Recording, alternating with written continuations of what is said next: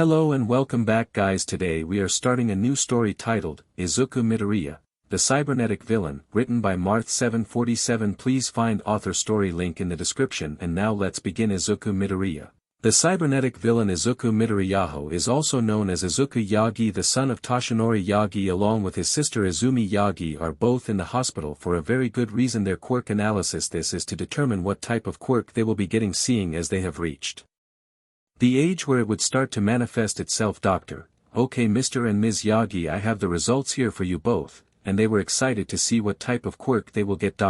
It seems young Izumi here has a stronger version of Ms. Midoriya's Hiria telekinetic quirk, and the young girl was excited. She can now strive to become a hero. Izumi, you hear that, Dad? I can be a hero now.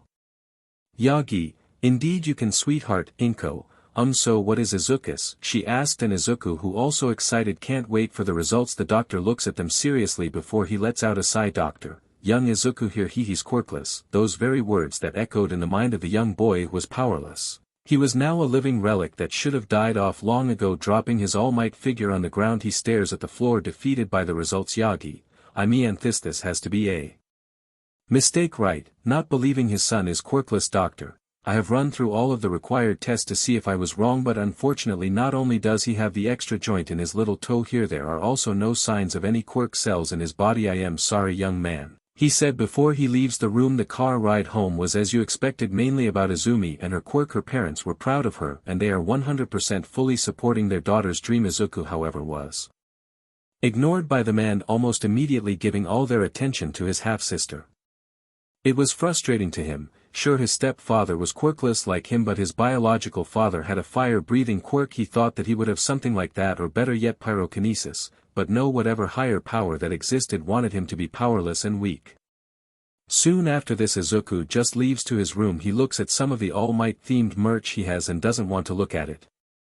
He took them down and stored them in his closet before he cried himself to sleep that night. No one to comfort him, no one to say good night, or hearing the usual "I'll love you, son." It all went to Izumi, and he hated himself since that day.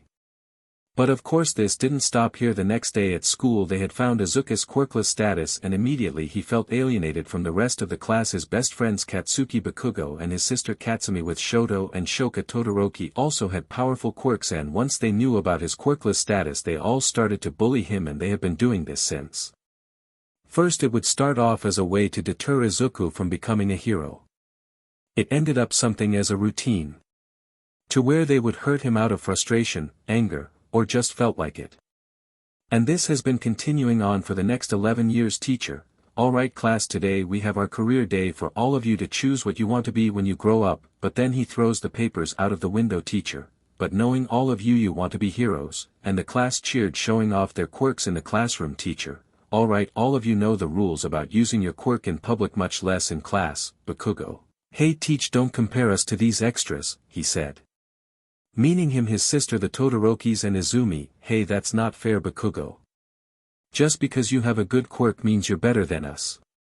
But, Bakugo, shut the F up, extras, you could barely even hold a candle to us, let alone even have the ball to stand up to me, because we are going to you, and the class were chatting about how you are the most exceptional school in all of Mustafu, has only a 2% acceptance. But not 1 but 5 of their classmates are going to enter. Teacher, oh yeah, Midoriya, you also signed up, right? He said to Izuku, who was in shock now. Izuku, JRK, and soon the class started to laugh. Midoriya, in you, what a joke, he's quirkless, what could a freak like him do? I heard his real dad left because he was quirkless. Bakugo did say he had a quirk too, so it makes him even more pathetic. Deku, Izuku flinched hearing his sister call his name. Izumi then flicks the desk out of the way. Izumi, we have told you, may Timesto not apply to you. Bakugo, you really think they would let a quirkless in? Izuku, BB, but they got rid of that rule. Maybe I could join the support class, I know a few designs on how to improve quirks and dash. Then he was punched by Bakugo. Teacher, enough. All of you, he shouted. Then they stopped and went back to their respective seats. Once class was over, Izuku did his best on trying to pack up, but when he tried to leave, Izumi used her quirk to pull him back. And Izumi, who said we were done, Deku, she said, and soon he was in the corner. Bakugo grabbed his journal. Bakugo, what's this? Heroes Analysis number 15 inch. Izuku, Kaken, please give it back. he said, but he was still being held down by Izuku. Bakugo then hands the book to his sister. She then lights it on fire. Katsumi, hoops me bad, she said. Todoroki, allow me to put it out. Soon froze it. He threw it out and it shattered to tiny pieces. Shoka was frozen. She wanted to help, but seeing how they treated him made her afraid as well. She always felt guilty never helping Izuku. So she stayed silent. Bakugo, you listen here, you worthless piece of SHT, you better not apply to you.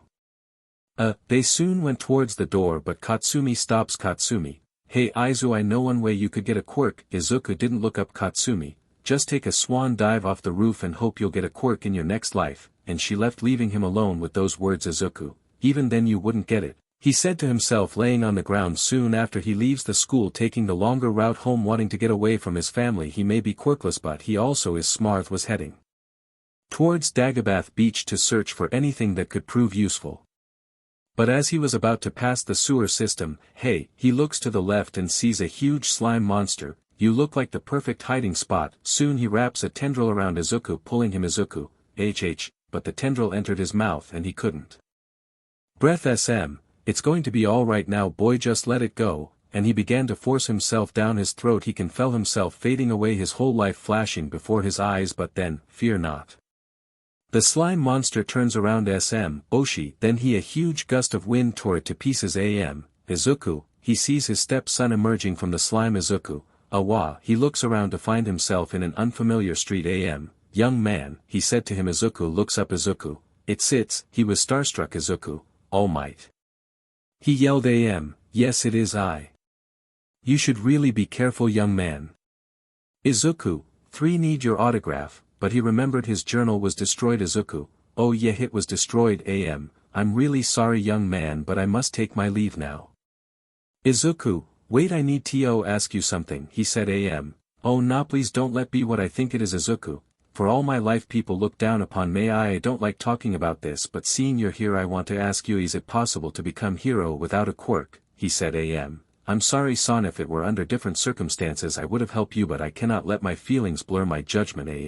I'm sorry young man, you cannot. Being a hero is a dangerous profession. You will get hurt and will become a liability, but you can also become a police officer or firefighter. They may not get the best treatment, but they do what is right. Farewell young man, and he flew away. Izuku just stood there and fell onto his knees. Izuku, not even him, not even the symbol of peace believes I could become a hero. He started to tear up. Izuku, not even him. His whole world shattered. The small hope that has had broken turned into dust now. Izuku, because of something I couldn't control, something I never wanted in my life, this skin me flesh that is so weak, no power, a liability. Soon he punched the ground. Izuku, screaming so loud it could be heard throughout the block. All Might from distance listening.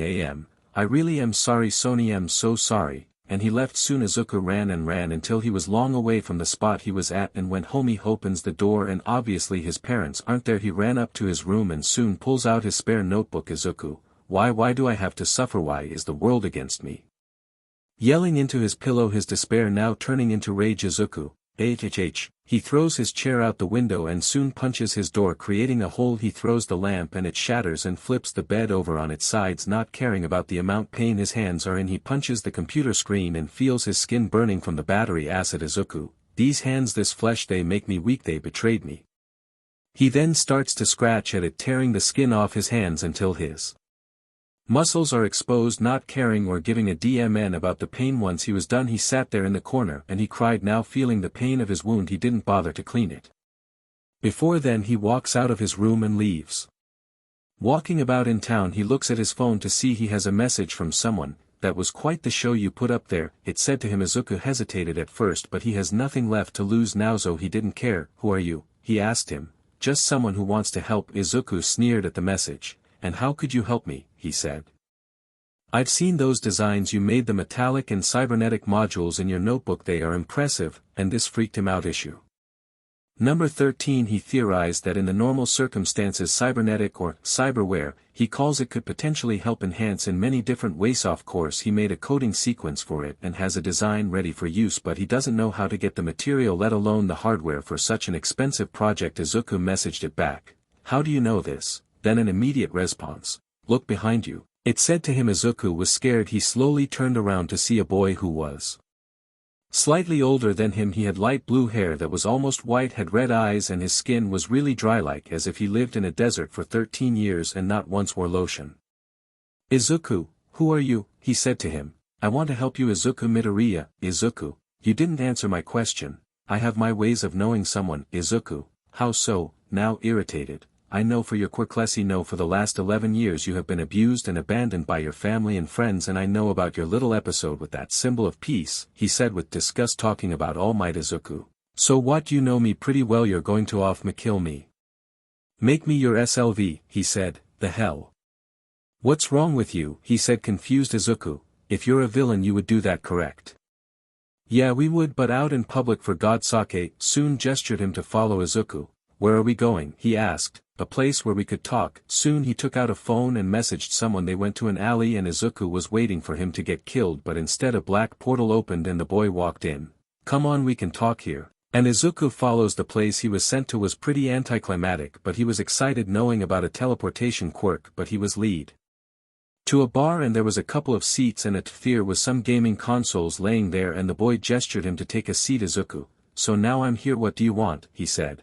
"Well, we can't start yet," he said. Soon a television on the wall turns on. "Hello there, young Izuku, see you met my successor. Have you introduced yourself?" he asked the boy, to which he groans. "I forgot, sensei, name is Tamura Shigaraki," he said to him. Izuku held out his hand. "That is not advisable, young Izuku. Tamura's quirk could kill you." "Shigaraki, my quirk is decay. If all 5 of my fingers come into contact with anything it can deteriorate at a fast level."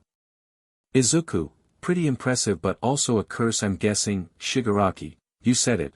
Now then, Izuku, guessing you're wondering why you are here." "Izuku, I don't know why, simply I want you to join us," he said. Izuku chuckles a bit, to which annoyed Shigaraki. "Izuku, you want me to join you? You know all about me. I'm quirkless, I have no value, I'm expendable, so what? I could make cybernetic blueprints." "Anyone could do that," he said. "I beg to differ. You know your blueprints are also the most detailed schematics I have seen in a long time, coming from someone your age. You are truly a prodigy." Izuku was caught off guard from the praise. No one ever really seems to compliment his work. Hell, he drew in crayon off him with blades coming out of his arm. "The reason I want you to join use it is because I want to fund your little project you have going." And Izuku was even more surprised. Not only does this person compliment him, but he also wants to fund his project, to start building it, doing experiments and everything. "Izuku, you want to fund my project? Yeah, but at what conditions?" he said. "You catch on quite well. You see, I have been in this mist off looking to help improve the league. Quirks are never going to help us in the long run in my plans. I want to make sure that we would fall onto a reliable plan should something ever come up, meaning I want you to keep on making these cyberware for us." And Izuku was impressed. Not only will he be able to make not only his schematics, but he will receive full funding off future projects as well. "And knowing about your certain situation with your so-called family, I would also allow you a room and you will receive two necessary items for you to live here." "Okay, now this seals the deal." "Izuku, well, you have a deal, but I have one condition." "And what would that be?" "Izuku, for the cyberware I want to experiment on myself and to join the front lines for any sort of plan or attack in the future," which made Shigaraki smile, but also surprised. He wants to experiment on himself. Chuckled. "Very well, welcome to the league." Soon the sound of clapping can be heard. "Izuku, really, you're using stock sounds from YouTube," he said. "I felt it was appropriate, but no, then you should get some rest." Shigaraki makes sure he meets the rest of the league, then screen turns off. "Shigaraki, since now you're part of the league, you will follow my orders since I'm the one in charge when sensei's not here. You can do whatever the F you want, but you cannot expose our position or bring anyone here. Otherwise I don't give a F." "Izuku, fair enough." Soon he sees the TV and the news was on, but he sees the same sludge villain. "Izuku, could you turn it up please?" he asked Shigaraki, who obliges. "TV, and here today we have footage of an amazing heroic act today from Mustafa Azumi Yagi. The heroic teen that rescued her friend from a villain whose quirk allows himself to be slime has been praised among the heroes. Then it shows All Might AM. What we have seen here today is a pure hero. Believe this may be the next symbol of peace in the making for not only her but her friends as well, to have shown heroic acts and escorted any civilians out of the way." Then Izumi was seen with Bakugo. "Izumi, remember, we did what was only right. We strive to become heroes and we will protect the people no matter what." Then it went back to the show host. "TV, isn't that amazing? The world of heroes are rising and villains will continue to fall." This is the beginning of a new generation of heroes. Only time could tell. This is Mustafa news. Then it turns off. Shigaraki looks at Izuku, who was fueled with rage. Izuku, when can I start my project? He said. Shigaraki, well, we already have some of the supplies in dash. Izuku, show me. He now has a clear goal to topple the so-called heroes' world. The villains are victims whose story is untold. Izuku lived it and now he will give back to the world and destroy it all. Shigaraki then leads Izuku into a small lab. Shigaraki, down here is where you will find all the material you need. He turns to go out the door. Shigaraki, if you need something ask Kuragi is the one who transported us here. Then he leaves the room. Izuku looks around and sees all of the materials laid out in front of him. Then he opens his journal to look at Izuku. Optic Optimism and Steven's RAM Chippy will begin with these. Thus the beginning of a new terror. Meanwhile, after the defeat of the sludge villain, Izumi and her friends were on their way to her home, mostly to discuss what just happened with them. Katsumi, you dumb, but what did we tell you about running off like that? While she is scolding her brother Bakugo, don't talk to me like that, you beach. How the hell was I supposed to know he was there in the first place? Then they continue to argue. Todoroki, so then will this stop him his dreams? Izumi, he asked her, and she sighs. Izumi, I hope so's been nothing but a stubborn mule this whole time. He probably got it from his father's side. Shoka, are you talking about his biological father? Izumi, yeah, him, but even then this whole bullying him until he gives up was the worst idea to agree to. Feeling all of the build and guilt coming in. Bakugo, we told the nerd to stop, and I'm sure this time he will need it to learn his place that quirkless are just a goddamn liability. Shoka, but you heard him said if not the hero's course then he could join the support course. Katsumi, it doesn't work like that. Shoka never displayed any type of skill in engineering or even designing any sort of support item. Starting now is just ridiculous. I'm sure in the future he will thank us. Izumi, but still we beat him up pretty bad this time. Okay guys, and they stopped. Izumi, from here on out today we will stop any sort of bullying towards Deku. Bakugo, you sure about this? He said. Izumi, I'm sure of it. Shoka, Todoroki, very well then. Katsumi, always hated beating him and now I really regret saying what said to him today. And Izumi perked up. Izumi, what did you tell him? She said. Katsumi, it's nothing really, but then Izumi grabs her shoulder. Izumi, what did he say? She said. Now Katsumi, I sighed, if you really want a quirky, why you should take a swan dive of the roof and hope for a quirk in your next life. Then suddenly she was pushed down. Izumi, you DMN beach, you really, you implied to have him off himself, right?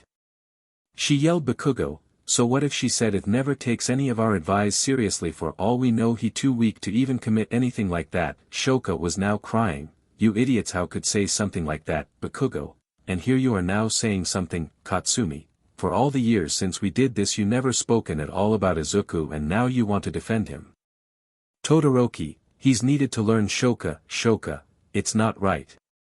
Izumi, we need to find my brother fast. And they ran off. Inko Yagi was already feeling tired and she only had been at work for a while now, seeing she needs to keep up with her work and make sure nothing bad can happen, right? So why was she having a sense of dread coming over her now? Is it that she forgot a birthday? Someone maybe. Or she was just being paranoid. Inko, sigh, I really need some rest. Feeling completely out of it today, she heads on home. Once she enters the house she looks at the family portrait of her Toshinori and her two kids. She smiled seeing the photo, and when she looks at the other Oni picture of them at the amusement park she noticed something. Where was Izuku? She wondered and looked again, making sure she wasn't just seeing things. Then she looks at another one with the same result, he wasn't there either. She began to panic now and she looked through all of the past photos they have taken together, and it would only be her, Toshinori, or Izumi with her friends. None of the photos from the past 11 years had Izuku's picture in it, just the photo they took together before their quirk analysis test. Dropping everything now she cried. Now she had ignored and abandoned her only son from her first husband, Hisashi's son. She was in a complete shock when she heard the news that he had died from an accident when Izuku was born. Her son was the only reminder of him and she had completely forgot about him. Inko, I am a horrible parent. She kneeled on the ground and cried more. She needed to fix this now, better late than never they would say, but what if she's too late for forgiveness? Her son had lived in this condition for years now, probably believes they don't love him at all, which made her heart break even more now, as much as he regrets telling his stepson he couldn't be a hero. Toshinori Yagi, or also known as All Might the symbol of peace had witnessed his daughter's friend in trouble, much less to his concern. Izumi went right in and rescued him right away, which he was very impressed with, by the way. But it doesn't help that he had denied his stepson the chance of becoming a hero, had seen the journals he's created and also the proclaimed cyberware. He calls it, that could allow anyone even without a quirk to perform tasks that be deemed impossible to do. Of course he had to reprimand Izuku about such things, being that it wouldn't be right to experiment on people to see if it would work at all. But to his surprise, he was talking about him wanted to test these things on himself. Where he got the mindset of that was unknown to him, but he had a feeling it came from his real father's side of the family. But it never changed the way he treated him, had always loved him like his own son. But now he is feeling a sense of dread, now something that has risen in the dark, and he feels it has something to do with him. Maybe I can talk with him later, maybe I can give it to him. Then he jumps away. Izumi was now panicking. Her friend just told her brother to kill himself. This wasn't how it was supposed to go. It wasn't supposed to be this way. Izumi, Izuku, just wait, I'm coming, don't worry. Running back to the school, Shoka, Izumi, she yelled out to her friend, trying to keep up with her running. Bakugo, God damn it sis, why the hell did you tell him that? They finally reached the school grounds. Izumi searched high and low for her brother, but she couldn't find him anywhere. Izumi, he's not here, he's not here. Now hyperventilating, Todoroki grabbed her. Todoroki, it's alright, we'll find him's not here, so maybe he went home. Smiling to reassure her, Izumi, we need to tell our parents. Bakugo, tell what exactly? Izumi, we need to tell them everything we did to him. And now the group stayed quiet. Bakugo, no, he said. Izumi, what? Katsumi, sorry. Izumi, idiot, brother is right, if we tell them we don't have a chance of getting into you. Izumi, are you kidding me? She said. Katsumi, we're sorry, but this is on our own terms. We said we all would become heroes and we plan on doing just that. Izuku is probably fine now. He'll notice that we suddenly stopped and he won't have to worry anymore. It's simple. Izumi, Shoto, you don't think that, right? Looking at her icy hot friends. Todoroki, I'm sorry. Izumi, theory right, man. Shoka got in through recommendations from my father. If we screw this up, we'll suffer more from his punishments that he gives us. Shoka nodded. Now Izumi couldn't believe it. He backed down on telling the truth about what they did just so they could go to you, but now she thought about it as well. She wanted to go to you. It was her dream to go there. Her whole life she has trained and trained to become one of the best. She was now in pressure to either tell her parents what they did or don't. Either way it will eat her up alive. Izumi, I need to think it over, guys, just give until tomorrow. Then she leaves. Katsumi, wait. Izumi, now seeing Shoka grabbing her shoulder. Todoroki, leave her, belay her, think it over, whatever she decides, we need to be there for her. As soon as Toshinori arrived home, he already planned out what he's going to do. So inside, talk to Izuku, take him out for food, then to Goba Beach, tell him the truth about his quirk. Simple really. Only that once he enters his home, the first thing that greets him is his wife crying, and he could see things laying around the floor. Thinking there is a villain, he rushes over to find Inko sitting in the corner crying, holding a photo. He couldn't see Yagi. Inko, rushing over to his wife kneeling by her side. Yagi, what happened? Did a villain break in? Are you hurt? Asking her, she simply didn't give an answer, which made him worry even more. He soon pulled out his phone and dialed a number. Yagi, hello, god damn it, just when I finally fell asleep. What is it, Yagi?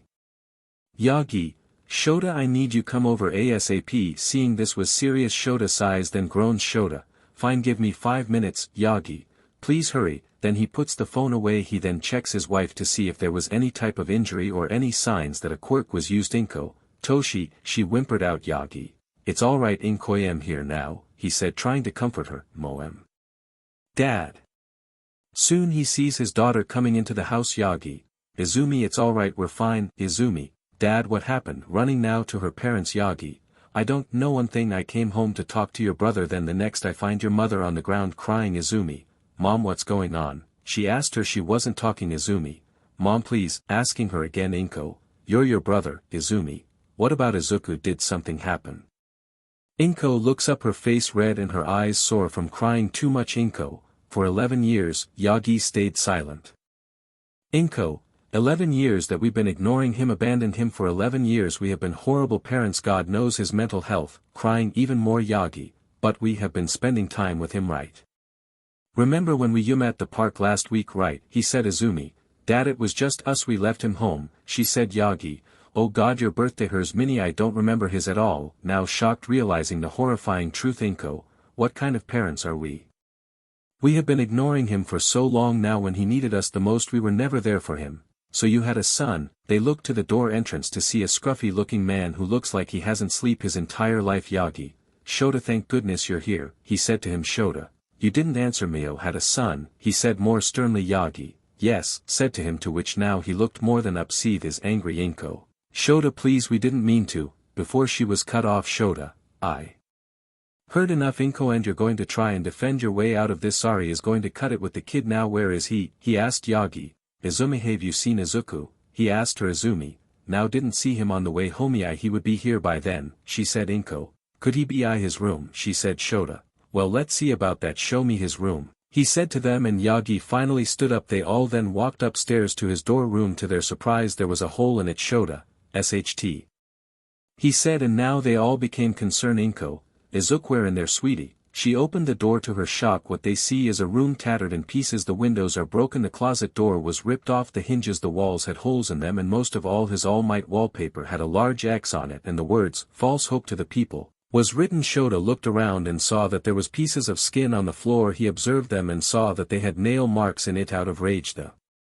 kid started to rip off his own skin. Izumi cried even more when she saw the pieces of flesh on the floor, but what she did notice was her brother's journals. One of them was missing. "Izumi, Mom, look," she pointed to the notebooks, and they both know as well. "Izumi, number 13 is missing," she said. "Shota, what are you talking about?" he said. "Yagi, well, Izuku would often write journal entries of every hero and villain he can find. Most of them are hero entries here," showing him one, and he was honestly impressed with the amount of detail that in these. Even the drawings are accurate. "Shota, and so what importance is number?" he said. "Inko, it was at the time very interesting, Izumi, and disturbing. Shota, try me." "Yagi, you see, 4 months ago Izuku came up to me and asked if it was possible to turn someone into a cybernetic enhanced soldier, a hero. He asked Methan. He showed me these code sequence and plans about how altering the body to implant these cyberware, he calls them, to make even a quirkless as strong as a hero," he said. "Shota, that's impossible, plus with how experimenting with these things could only go so far. Izumi, that's not how me brother would often say he wouldn't hurt anyone, but he would experiment on himself," which surprised him now. "Shota, so he what was one of the designs on these cyberware, you call it, Yagi?" "One he labeled mantis blades are blades that is hidden in the forearms of a person and could come out during combat. That material used for it and how the person can still use their arms and hands normally was all written down in it," he said. "Shota, and with the state of the room here, hey, obviously left in a rage state." "Great," he said. "Now Inko, it's all our fault. Shota, it is you three have ignored and abused a child no less than your own son brother, to the point that he possibly ran away or worse killed himself. Now since this is out of the bag, I will conduct a full investigation on this case.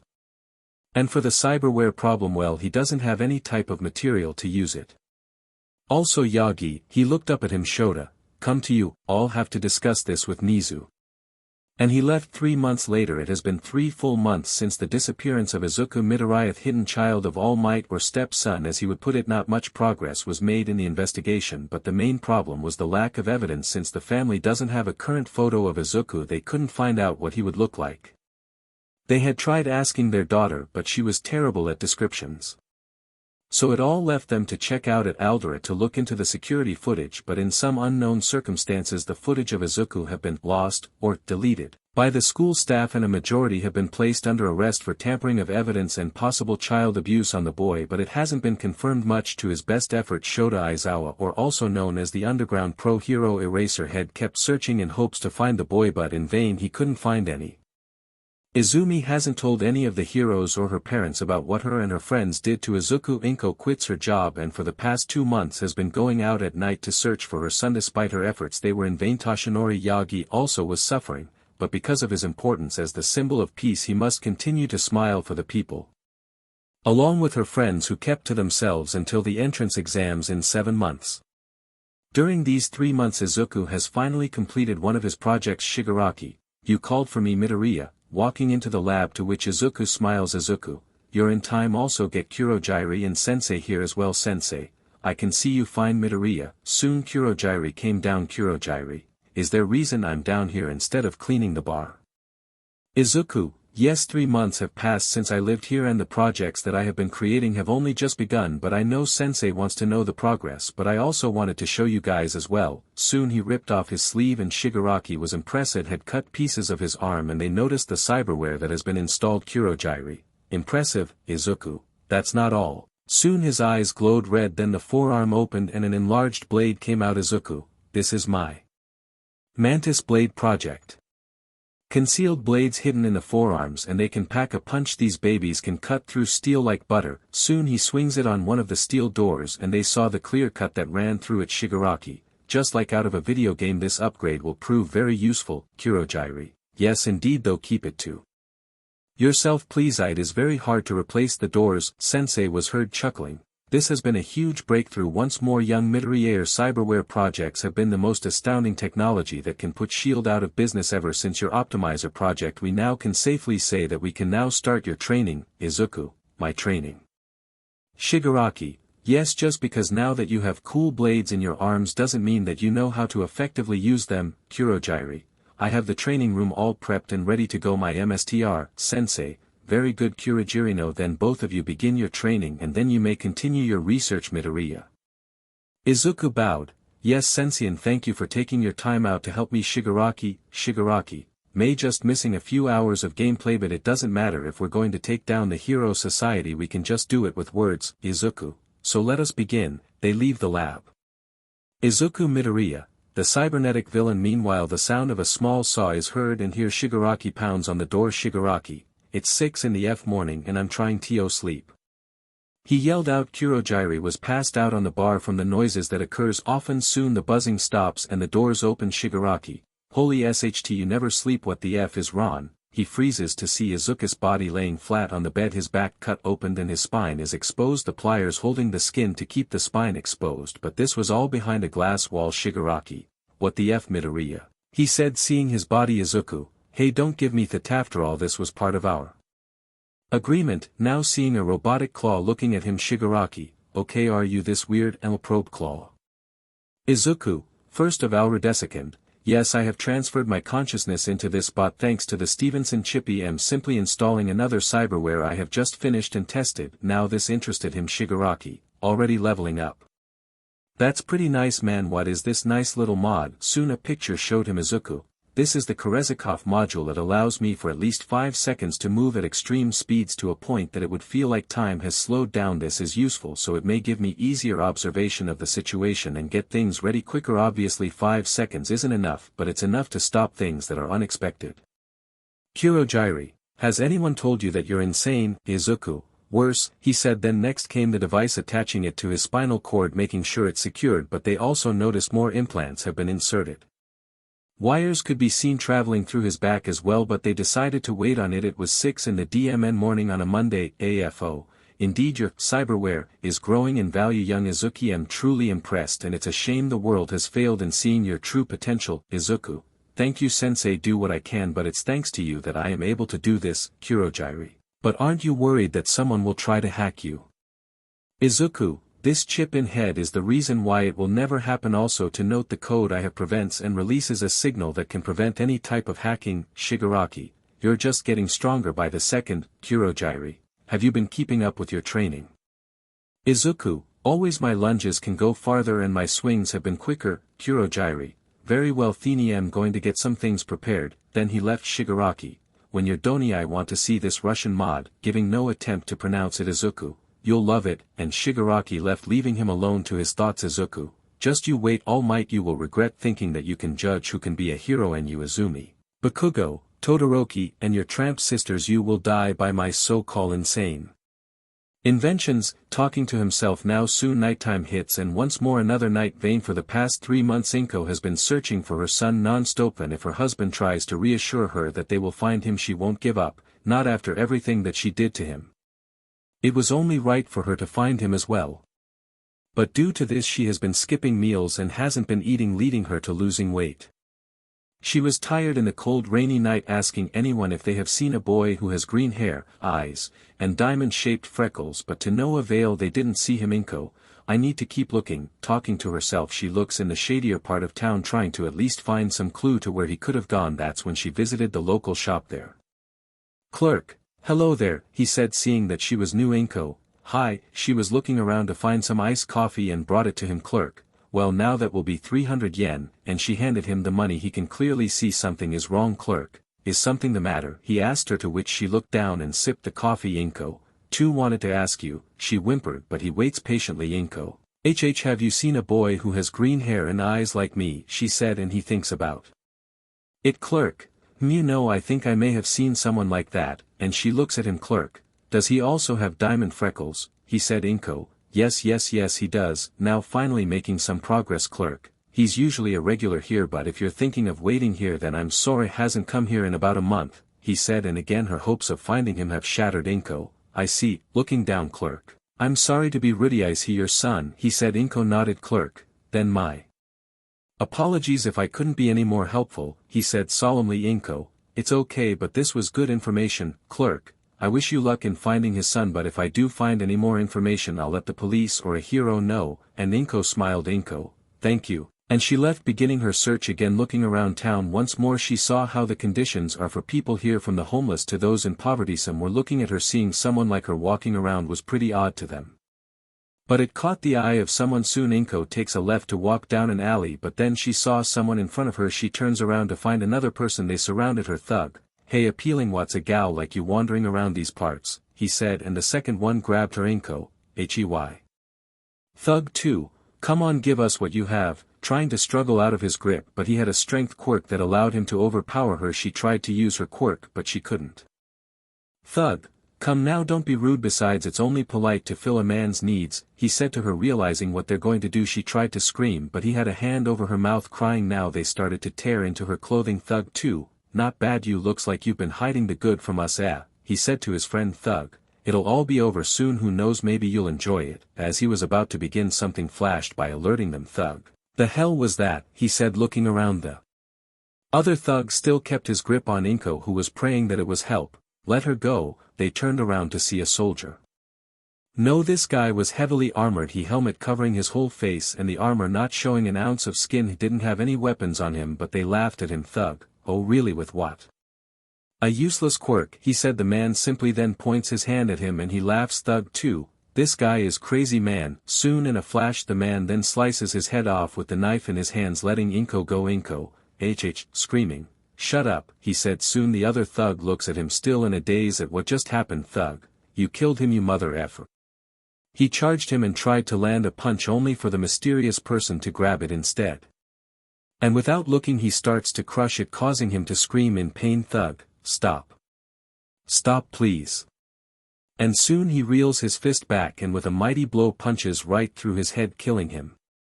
Inko could only stare in horror on how brutal and fast this man can kill. He pulls his arm out of the cavity and lets the body drop, flicking his wrist to get the BLD off, and he looks at Inko. Inko, thank you, she said to him. He looks for a little longer and points down as he looks away, immediately wondering what he meant, and she turned red, forgetting what those barbarians did to her, but then she was covered in a blanket by the man. He should head home and stop looking for him, and jumped away. Inko, wait, how do you? And he was gone. She pulled out her phone and dialed a number. Inko, Tasha, can you and Shota come to where I'm at, please? Of all the people he had to run into, it had to be her. Izuku, for F's sake, it's like some unforeseen force wants me to run into them. Whatever. He may hate his family, but his mom, even though she had ignored him for so long, didn't do what that BSTRD and his beach of a daughter did to him. Hates that he has some soft spot for his family. The main reason why he's outside was that he wants to know how far he can push the cyberware and test the Korenzakoven. So far it's good, plus the gorilla arms, which is high-powered punches that could potentially kill someone, has been going good so far. Can pass it off as a quirk, but if they see his hands then it'll be concerning. Removing his fingers and basically most of his hands, he managed to rewire the whole basis into them, and it feeds off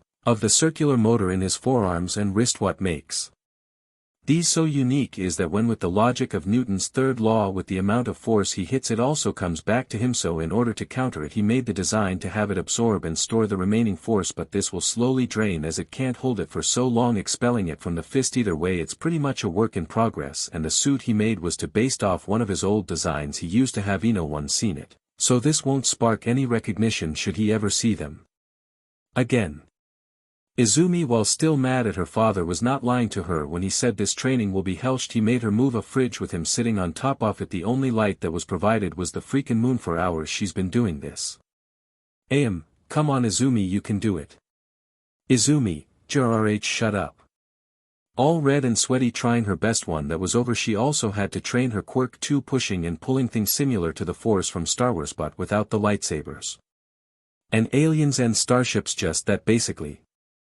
Izumi, God, how did even manage to do this? Asking him. Yagi, once you do it long enough it gets easier, but if it gets easier you need to work harder. Izumi, that's just torture. Yagi, that's how you can use the quirk. Our exam is coming up, and even though there are still a lot of months left doesn't mean you can slack off. But then his phone rang. Yagi, hello. Inko, Tasha called you and Shota, come to where I'm at please, she said. Yagi, is there something wrong? Where are you? Are you okay? Inko, I'm fine but I'm going to need some help, she said. Yagi, is this? Inko, I found some information, and in the flash Yagi grabbed Izumi and immediately flew away. Izumi, not expecting the sudden lift off. Yagi, sorry Izumi, we are needed in quick haste. He said to her. Izumi, is mom okay? Yagi, I'm sure she is, he said. Little time skip. Shota, she's not okay. As they arrived they saw the aftermath of what just occurred. Yagi was blaming himself not being there on time, seeing that his wife was almost about to be someone. See, I know what I mean. Izumi was also scared, not only because her mother almost became a victim but seeing the brutal deaths of the thugs. All the while Aizawa was observing it. Aizawa, Miyagi, and he came over. Yagi, this is it, he said. Aizawa, what do you think? You see something unusual here, he said to him, and Yagi inspected, looking at them closely. They see that this wasn't just an ordinary wound. Yagi, I see it cavity, it's like something at a very high velocity went right through him. Inko, it was the man who saved me. They looked at her. Aizawa, did you manage to get a good look at his face? He said. Inko, no, was covered head to toe in this strange armor. At first I thought he was a pro hero but he wasn't, she said. Aizawa, I see, then we are either dealing with a vigilante or a villain, to which Yagi raises an eyebrow. Yagi, are you sure it could be a villain? They don't seem the type, even bat an eye to someone who needs help. Izumi, or they will be the one doing the act. Aizawa, it's whatever works well, except she said they died from his punches but no strength quirk would allow the punch to travel at really fast speeds. Izumi, or that's how the quirk works. Yagi, maybe, but we'll have to leave this to Dash, might. Hearing a scream. Aizawa, OSHT, they turned around to see Yagi. Sigh. Endeavor, looking at the number 2 pro hero. Endeavor, what the hell is the meaning of this? He said to him. Yagi, it's a, Aizawa, headache, trying to figure out what type of quirk could kill these men, referring to the bodies. Endeavor, whatever, they died by some villain or some kid trying to play hero who gives a dunty, need to be brought in for 2 counts of murder. Inko, that man saved my life. Endeavor, then it would be illegal usage of a quirk in a public area. Izumi, a JRK as usual, feeling bad for the Todoroki twins. Yagi, well then, seeing that there's no point, we'll have to figure who this mysterious figure is then. Aizawa, I'll be working on it, go worry about your wife. He left. Yagi, you alright? Inko, just trying to recover, shivering still, and Yagi put an arm around her. Yagi, why are you even out here? This part of the city isn't safe. Inko, I was trying to look for my son, she said to him. Yagi, Sai, Inko are working on it, you don't need to put yourself in danger. Inko, he's my son Tashi, I gave up on him and I will not now, I want to find him even if he's pronounced dead. I want to see him, she said. Yagi, well if that's how you feel, Izumi, I'll join you, and they look at her. Izumi, when I get done with my training we can look for him together. Mom. Inko, Izumi dear, you don't need to do that. Izumi, no, mommy, am much as responsible for his disappearance. I want to help. Seeing that was not going to take no for an answer. Inko, okay then you can join me, to which she smiles. Izumi, thank you mom, she said. 6 months until the entrance exams. Meanwhile Shigaraki, how long will this take? Seeing himself not from a mirror but the fact Izuku just yanked out his eye. Izuku, while holding strange tools, was getting another optimizer out. Izuku, just give it a second, trying to sync it with your chip so it will be a while. Shigaraki, and why did I agree to this? Izuku, you said you didn't want to have trouble identifying things, plus you'll be able to scan people with the stolen files I have. So when you scan someone you will get their information at least, he said. Shigaraki, fine. God, this is very uncomfortable, how are you so used to this? Izuku, Well, if you're quirkless like Mio tend to come up with ideas. He always hated that we human can break so easily. Why not just have some simple upgrades?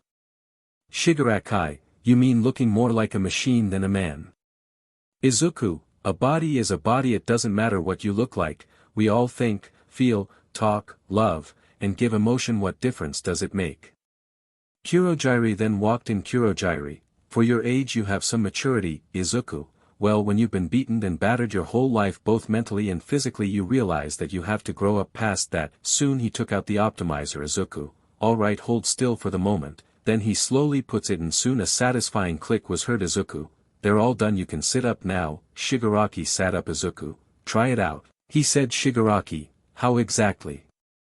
Izuku, just think off Watch Dogs consciously, it will activate. And Shigaraki thought about pressing a controller button and soon it turned on. Izuku, great, now scan me. He looked at him and it scanned Izuku. Yagi, Midoriya, age 15, quirkless status, missing affiliatin, League of Villains, danger, high, gorilla arms, mantis blades, Korenzakov. Shigaraki, neat, but what is this affiliation? Izuku, it's to let you know what faction the person is part of. Like if you scan a hero in training it will show up as you. Or heroes. Shigaraki, this will make things easier. Kurogyri, quite impressive. Sensei's choice in recruiting you has been the most helpful. Shigaraki, so when am I able to get these new toys? He asked him. Izuku, as soon as I'm able to adjust them to make sure I don't make you quirkless by accident. Seeing that you have a quirk that involves using all of your finjursi, don't think I'm able to give you the gorilla arms module, he said, seeing his disappointment. Izuku, but there is something I'm working on, something that you will like. He went up to a table and brought up a device. Izuku, stand up, he said to him. Shigaraki was wondering what the hell is thing, but soon he sees that Izuku strapped it to his shoulder. Then he clicks a button. Soon a small circular device came up. Izuku, I remember a movie that was made in the pre-quirk era had something like this. This will be able to shoot out bullets, but I'm still working on it. He took it off. Shigaraki, seems you have a lot on your hands. Kurogyri, it wouldn't be wise if you overexert yourself. Izuku, ever since you guys took me, I have been able to do what I want to make. This has been my big break. Ev never felt something like this before. For all of my life I have been pushed around, being someone's plaything that would beat me, hit me, and bring me down to the ground. I want to be of you say don't want to stand around and do nothing. And when I see those same people again they will know that I am not the same person anymore. That when the push me down he will push back. Kurogyri, pretty admirable, but you also have to account that you yourself have limits. Your body could only take so much adjustment to these new things you're giving it.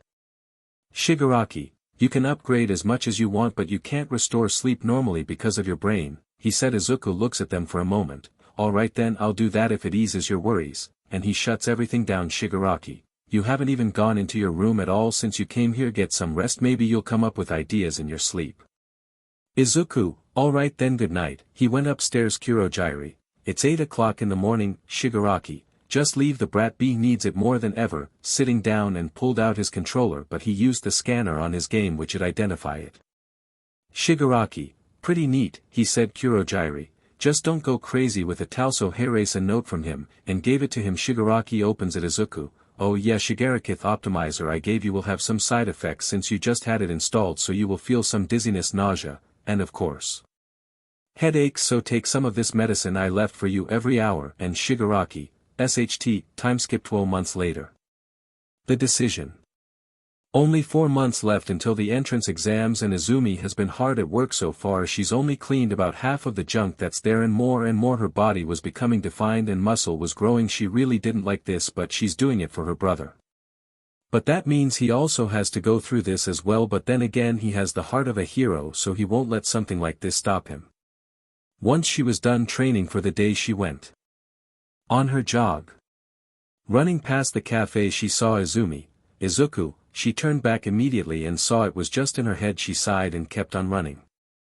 Flashback. Izumi, hey guys, she walked up to her friends. Bakugo, hey Izumi, so did you and Izuku found out what your quirk is? And she showed them. Todoroki, that's pretty cool. Shoka, that's awesome. Soon Katsumi showed her quirk. Katsumi, me and him have the same quirk, we're definitely going to be heroes. Todoroki, I can shoot out both fire and ice. Shoka, only ice for me. Izumi was frowning still and they took notice. Shoka, is everything alright? She asked her. Izumi, guys, Izuku. Bakugo, what's wrong with him? Katsumi, does he have a fire quirk? Shoka, ooh, that would be cool. Izumi, Nogish, she's quirkless, he doesn't have one at all. After she said that they stayed silent. Shoka, but what about our dream, all of us becoming heroes together? Todoroki, we can't do that if Midoriya doesn't have a quirk. Sad now. Katsumi, but if he doesn't have a quirk and tries to become a hero's going to get hurt really badly. Worried now. Izumi, or worse, they didn't know what to. Hey, couldn't figure out how to stop Izuku from becoming a hero until Todoroki.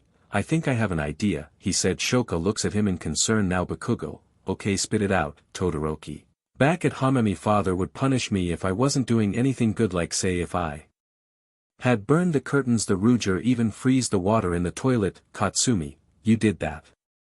Shoka, once, giggling a little. Todoroki, anyway, me father would assert authority if something wasn't good. Maybe we could use that same tactic, then he won't become a hero anymore, he said. Shoka, BBB, but that's because Tuya would take the blame. Todoroki, but it works. Bakugo, I don't know, it seems a bit extreme. Todoroki, what do you think? Izumi, all of them looking at her. She was quiet. Then she would imagine what would happen if he did become a hero. She saw how badly he was hurt, how horrible he looked, and then his funeral.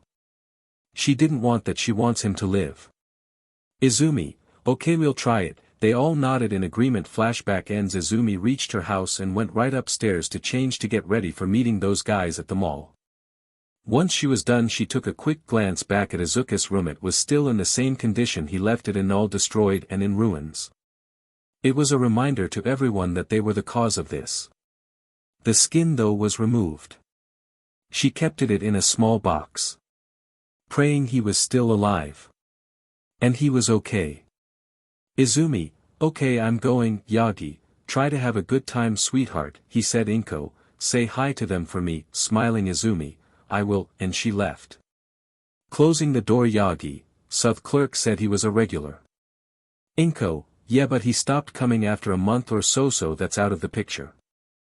Yagi, the search has been officially called off. Aizawa and the others have to prepare for the upcoming entrance exams, which dampened the mood even more. Inko, I know it's important for them to teach the future heroes, but it's now useless to even try now. Yagi, Inko, I know it's affected all of us. I could barely even focus when I'm working. Even during my breaks I would see if he's anywhere. Izumi has been doing the same thing, and for that, man, you saw, that was the only time he ever appeared. Inko, no trace. Yagi, no trace, he said. Katsumi, I'm so stupid, she said to herself, walking along the streets towards the mall since her JRK brother left early to meet up with Shoka and Shoto. She's been feeling terrible. Katsumi, why did I say that? She thought back when she told Izuku to kill himself. At first she thought it would have helped him rid himself of the pain. Instead she effed things up like always. Katsumi and Izuku were pretty close back then, best friends. Besides her idiot brother, they usually did a lot things together, but once he was diagnosed as quirkless it all changed from there. Katsumi, it was my fault. God, why am I like this? Lost in her thoughts, she didn't notice that she bumped into someone. Katsumi, hey, watch it, she said, but she saw that the man was some dude who never heard of what lotion was. Katsumi, yo, why you so ashy, she said. Shigaraki, soon he activated the scanner. Katsumi, Bakugo, age 15, quirk, explosion, affiliation, NA, danger, moderate. Shigaraki could use her for his Nomu project, but seeing the words Bakugo pop up made him realize this was the girl that Izuku was tormented by. Shigaraki, why don't you watch what you say? Words hurt more than you realize, which made her shocked before he walked past her. Katsumi, you've but whole. She turned around to find him gone, like as if he was never there in the first place. Shrugging it off, she walked away. Who does he think he is, saying SHT like that? Katsumi, god damn it, RRE, and she continued to walk. Time skip to the mall. Izumi was sitting on a bench before. Hey Padawan, she looked to see Bakugo smirking as usual. Shoka, hey Izumi. Todoroki, hey Izumi.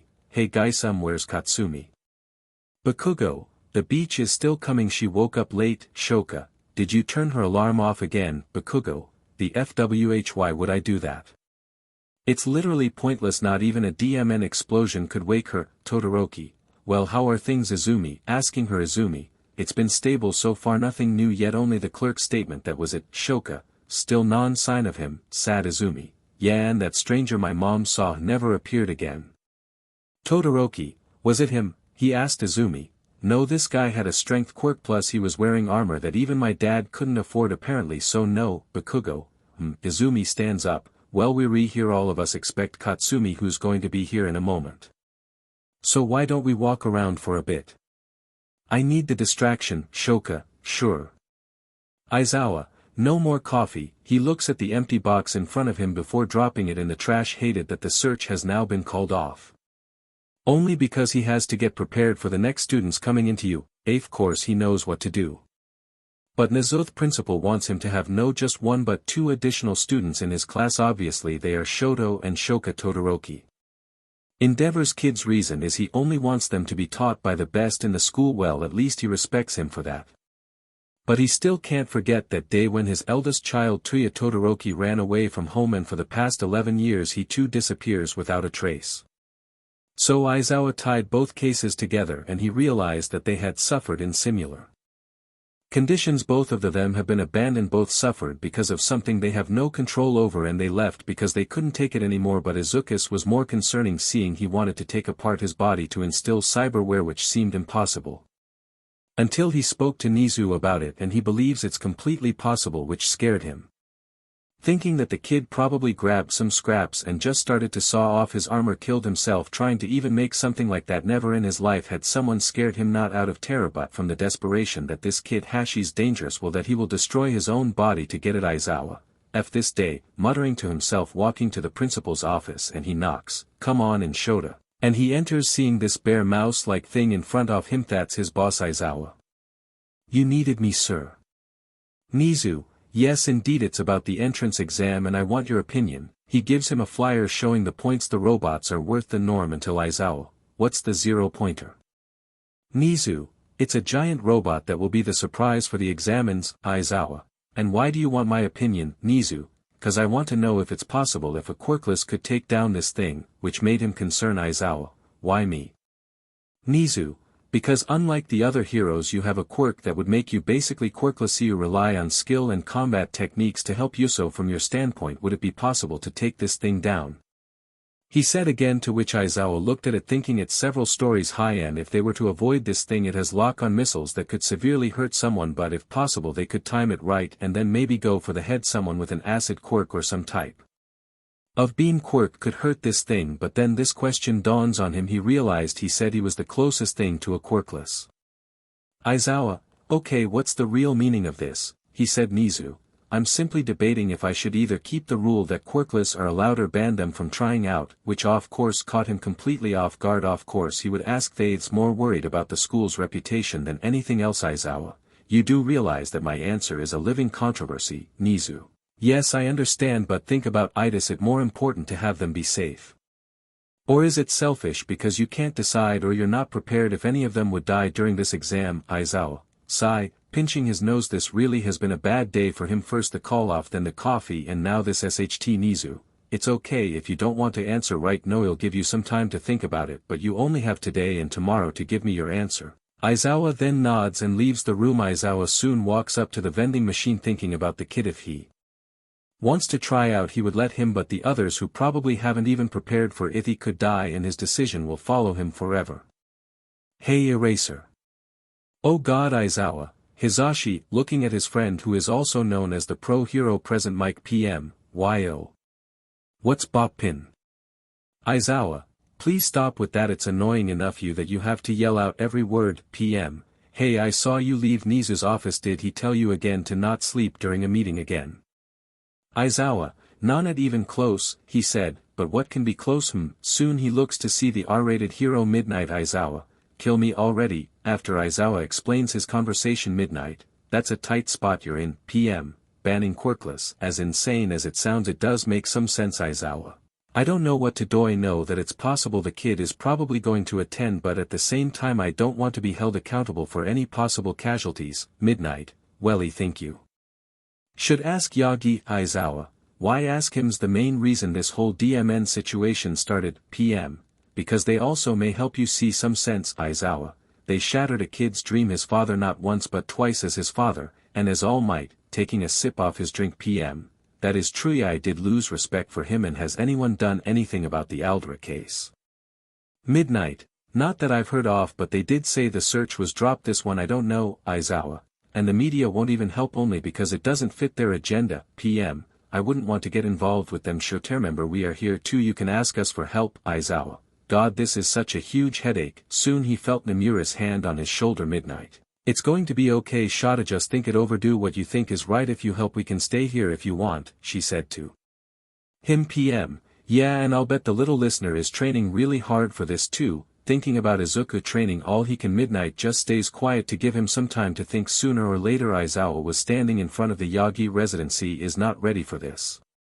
Aizawa, what the hell am I supposed to say? Hey, your boss wants Quirkless banned from the school, but hey, that's that. Face palming himself from this predicament, but he might as well bite the bullet and do it. He knocks 3 times and waits. Soon the door opens wide and he sees Inko. Oh Shota, what brings you here? Smiling Aizawa. Is Yagi there? He asked Inko. Yes, he's here. Please come in. Shota, and he died, could never figure out how someone like Inko could exist. Inko, just wait on the couch and he'll be down in a bit, giving him coffee. How did she know? Aizawa, thank you, and he waited for a bit looking at the outlines off where the photos used to. Beta, only one hanging is the one photo that has Izuku in it and everyone else as well. He remembered when he found out Yagi had a son, it set him off more than anything and he's still upset about it. Yagi, hey Shota, he looks up to see him coming down the stairs and he sat down on the chair across him. Aizawa, something's come up at you. He said seriously. Yagi, okay, what crazy plan has Nizu come up this time? He asked him. Aizawa took a sip. He asked me for my opinion if I would either allow Quirkless into the entrance exams. Yagi, that rule has already been established. Why is he asking that? Aizawa, you didn't let me finish. Not only that, but he also asked if he should ban them from coming to the hero course altogether, leaving them to only the general's course, to which Yagi was shocked as expected. Yagi, are you serious? He said. Aizawa, yes, and I need some second opinion seeing that Hisashi and Nomura don't know as well. Yagi, this is crazy. I don't know how to respond to that. Aizawa, he's giving me until tomorrow to decide. Yagi, and only your opinion matters. Aizawa, from what I heard from Nomura it was a voting session, both were half and half on this, and because I didn't partake in the stupid meetingi have to be the one to give the call. Yagi, I'm supposed to be teacher there. Sun want my opinion count.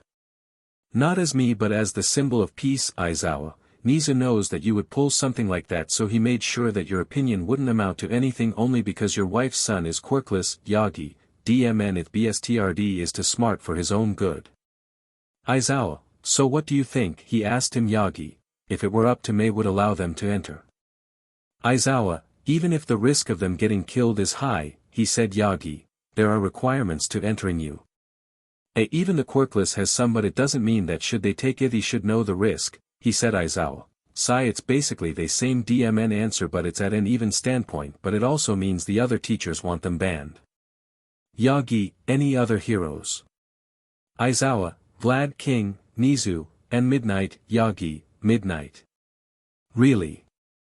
I thought you talked to her. Aizawa, saw the voting count, her name was on them being banned. Couldn't blame her, she only thinks that they would get themselves killed out there. Yagi, so it's more of their safety. Aizawa, yeah. He sat there for a moment in silence thinking it over. Sun stood up from his chair. Aizawa, I'm not sure about my answer but you will see it tomorrow. Yagi, okay then. Soon he opens the door for him and he walks out of it. All of this is going nowhere. Knows Shota would rather try to find his son, but knowing Nizu he needs him to prepare for this year's new batch of students coming in. Yagi, alright, come on down Izumi, he said, and soon he sees his daughter walking down in shame staring at the floor. She was wearing her night clothes. Yagi, how much have you heard? Asking her. Izumi, not much, only that his vote is what counts if Quirkless should be allowed or not. Yagi, yeah he know. Izumi, it's not fair, it's like the world is going against them. Why can't they understand that they didn't ask for any of this? She said. Yagi, I know it's a very hard situation. Izumi, there are no right or wrong answers here, only the consequences of the action. Izumi, DMN if and Izuku won't be able to. Yagi, I know Izumi, all we can hope for is that my friend will make the right choice. Meanwhile Shigaraki, well then the implant has been paying off swell. Scanning everything that he could find was actually fun, knowing all the types of things and ways he could use this thing. But he was having way too much fun with it. Izuku, I see, because whatever you scan I end up seeing it in Sion-san. I saw you scan someone in particular, he said. Shigaraki, really, who? Izuku, Katsumi Bakugo, sister of Katsuki Bakugo and also the one who told me to kill myself, Shigaraki. Oh, Kurogiri. Pardon for the interruption. Seeing Kurogiri entering the room, he's holding a small briefcase. Kurogiri, your material has come in. Midoriya, Izuku. Thank you. Kurogiri, you can set it by the door, to which he did. Shigaraki, so you managed to fix it? Asking him, to which he felt a stinging pain for a moment. Izuku, just did. You shouldn't worry about it if it starts to spark. You only lose an eye and it could be replaced, but I will say is don't even look at the Sunic, could really F up your neural link with the chip. Shigaraki, am I that stupid to do something like that? Izuku, no, but it doesn't mean UV rays are good for the thing either for now. Then he finished. Shigaraki, so what's the next tool you have? Soon Izuku opens the case and brought out a chip. Izuku, hold still for a moment, and soon a small port on the side of his head opened. Izuku, give me a second cause you're going to like it, he said. Soon another click was heard and then Izuku, done. And the port closed and Izuku undid the straps holding his head in place. Izuku, now then the new tool you will now have is called the Threat Detector Module. So if someone's looking at you, supposedly heroes, the device will now highlight them and their positions even if they are behind 15 feet of concrete, to which Shigaraki smiles. Shigaraki, what can't you do? Izuku, giving people quirks. Kurogiri, but in my opinion these cyberware can potentially be just as dangerous as a quirk, if not more. They can't be suppressed, can't be stopped, and with the way you made them can't be hacked. Izuku, I make sure we don't want to get hacked. Last thing I want is a hero to look at things through my or his eyes. Shigaraki, good. So the entrance exams for you A is coming up apparently. Izuku, I'm aware. Shigaraki, what are you going to do about it? He said. Izuku smiles, I'm not going to let them have the chance at recruiting more heroes, so I have this in hand. Soon a screen turns on showing a mech. Izuku, say hello to the 0-point era mech that is designed to be a surprise to those trying out. Basically the staff thought it would be a good idea to have them go against this thing, not directly but to avoid it, but since it's a walking weapon. Shigaraki, you designed something. Izuku, let's call it neural link synthesizer. This device will allow me to have not only full control, but it will allow me to be the mech. Shigaraki, oh, I heard of this, something from a game before the pre-quirk era where a soldier can be linked in with a mech but they would have to manually pilot them. This is different. Izuku, yeah, and when I take control, let's say I will try to ruin their reputation. Kurogiri, so you'll kill them? Izuku, not exactly, more so the students that would pose a threat to your cause, which made him smile. AFO chuckles from hearing this. He knew he made the right choice in recruiting him. Kurogiri, there are many things in this world that is hard to come by. Midoriya, that is trust and loyalty, two things, traits that you have, and knowing what you told us now establish and confirms your loyalty to the League, which made Izuku cry seeing Shigaraki rolling his eyes. Shigaraki, no wonder you made these things waterproof. Izuku, mainly if it rains. Shigaraki, you sure about that? Izuku, pretty sniff sure. Kurogiri, alright Thini, leave you be then. Izuku, thank you. Kurogiri, and of course we'll make sure that his fake society will fall. Entrance exam. Soon the explanation of what they're going to do was simple, seeing that they are going to take out big robots in a fake city seems simple enough. That was until some random guy wearing glasses was telling the hero about the lack of explanation of the 0-pointer. PM, yes, I'm well aware. If you hadn't cut me off, I was just about to explain it, but I appreciate your taking this seriously. Then suddenly turns around, and you with the round looking face, pointing at the Uraraka girl from earlier. Ochako, Mimi, pointing at herself, you have had the same expressionless face this whole time. If you are not going to take this seriously, then I suggest you would leave, to which Ochako was whimpering seeing herself in the spotlight. Izumi then stood up. Izumi, hey, she has a right to take the test like all of us, so why don't you sit your butt down and listen? She shouted, to which he was about to retaliate until present Mike intervenes. PM, all right enough. To which quiets the auditorium. PM, there we go. No, then I will continue. Ahem, the 0-pointer is what you guessed. How much points? It's worth nothing. Cold call it useless, but there's something about it that should give you to avoid it at all cost, which now made everyone concerned. PM, alright then, now you all have a designated area, so you may go to your area, and once you are done you may go on home. You will receive a note from us in the mail to tell you your results, to which everyone nods and Continues down to the buses, still seeing the crowd screaming, and Izumi was hearing the conversation and comments from the others. God, what a bunch of losers. I know it's just one school, there are other hero schools they can attend, they don't have a quirk, so what use will they be in the field? Nah, they'll get killed before they even set foot in here, they need to be put in their place. As if a quirkless could be a hero, how pathetic. They are living proof that evolution can go in reverse, so pointless, they are acting irrational, leave it to the ones who have a quirk, to which these made Izumi upset. Knowing her brother's quirkless status, she noticed that Ochako was sitting alone by herself. God, that girl was whimpering the whole time. Is her quirk even useful? I heard she can make things float with the touch of her hand. Pretty neat, you know. If she wasn't cute, then I would just kick her off the bus. Bakugo, shut the F up.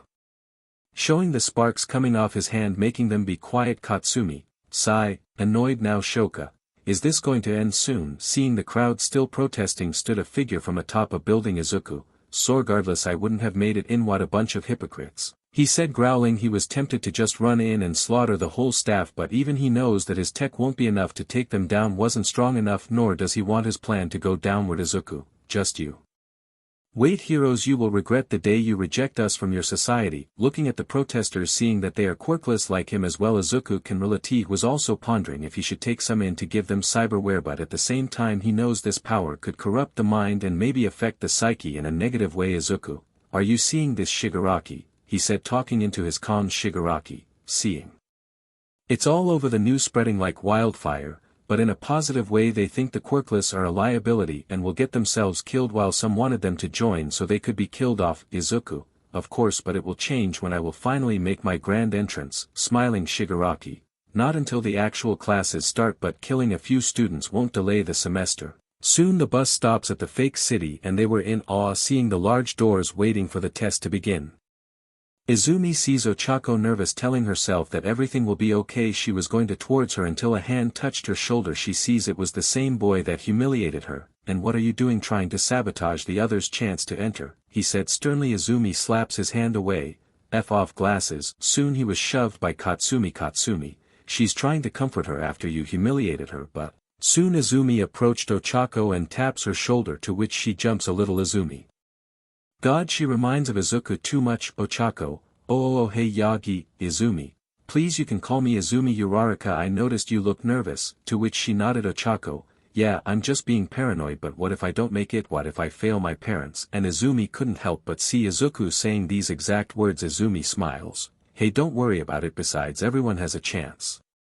I believe you can do it, so let's go and kick this tests. But, she said, giving her a thumbs up. Katsumi, nice one, she said, noticing both Bakugo and the Todoroki twins aren't with them. Katsumi, oh yeah, since both the fire and ice twins are recommended, they don't have to take the test, but Bakugo is at a different city. Izumi, right. Soon the doors open wide and they see the city in full view. All the while she sees Ochako rush in without a warning. What is she doing?